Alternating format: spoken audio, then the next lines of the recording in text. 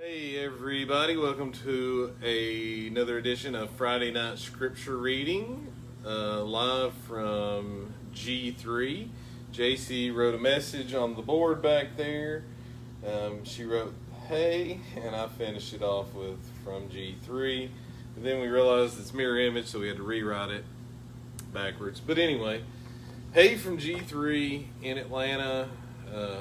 Preaching conference, a lot of fellowship, meeting a lot of saints from around the country and around the world, and hearing some good sound preaching, singing some songs, and all to the glory of God. G3 stands for Gospel, Grace, and Glory. If we can dwell on those three things, then we will live a prosperous Christian life. 1 Samuel Chapter 13, probably be pretty short tonight, maybe one or two chapters.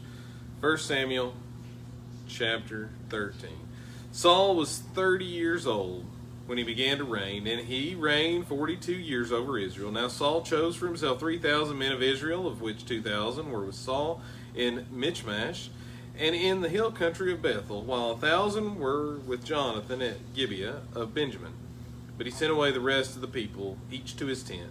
Jonathan smote the garrison of the Philistines that was in Gibeah, and the Philistines heard of it. Then Saul blew the trumpet throughout the land, saying, let the Hebrews hear. All Israel heard the news that Saul had smitten the garrison of the Philistines, and also that Israel had become odious to the Philistines. The people were then summoned to Saul at Gilgal. Now the Philistines assembled to fight with Israel, 30,000 chariots and 6,000 horsemen, and people like the sand which is on the seashore in abundance. And they came up and camped at Michmash, each of Bethaven. When the men of Israel saw that they were in a strait, for the people were hard pressed, then the people hid themselves in caves, in thickets, in cliffs, in cellars, in pits. Also some of the Hebrews crossed the Jordan into the land of Gad and Gilead. But as for Saul, he was still in Gilgal, and all the people followed him trembling. Now he waited 7 days according to the appointed time set by Samuel, but Samuel did not come to Gilgal, and the people were scattered from him. So Saul said, bring to me the burnt offering and the peace offering. And he offered the burnt offering. As soon as he finished offering the burnt offering, behold, Samuel came, and Saul went out to meet him and to greet him. But Samuel said, what have you done? And Saul said, because I saw the people were scattering from me, and that you did not come with the appointed days, and that the Philistines were assembling at Michmash. Therefore I said, now the Philistines will come down against me at Gilgal, and I have not asked the favor of the Lord. So I forced myself and offered the burnt offering. Samuel said to Saul, you have acted foolishly.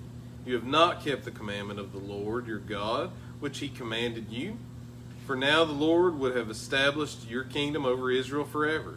But now your kingdom shall not endure. The Lord has sought out for himself a man after his own heart, and the Lord has appointed him as ruler over his people, because you have not kept what the Lord commanded you.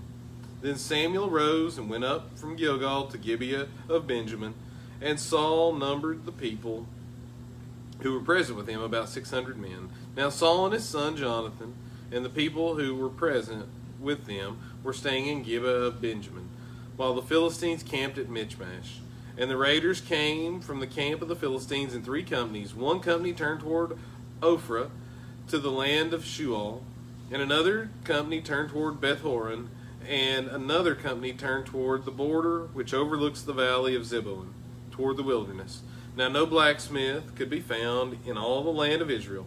For the Philistines said, otherwise the Hebrews will make swords or spears. So all Israel went down to the Philistines, each to sharpen his plowshares, his mattock, his axe, his hoe. And the charge was 2/3 of a shekel for the plowshares, the mattocks, the forks, and the axes, and to fix the hoes. So it came about on the day of battle that neither sword nor spear was found in the hand of any of the people who were with Saul and Jonathan, but they were found with Saul and his son Jonathan. And the garrison of the Philistines went out to the pass of Michmash. So I think we will go ahead and stop after just one chapter tonight due to time constraints. But if the Lord wills it, oh, by the way, it's my wife's birthday, so tell her happy birthday. And but if the Lord wills it, we'll see you guys Sunday morning, 10 a.m. Sunday school, 11 a.m. corporate worship service. Y'all have a lovely weekend. Goodbye.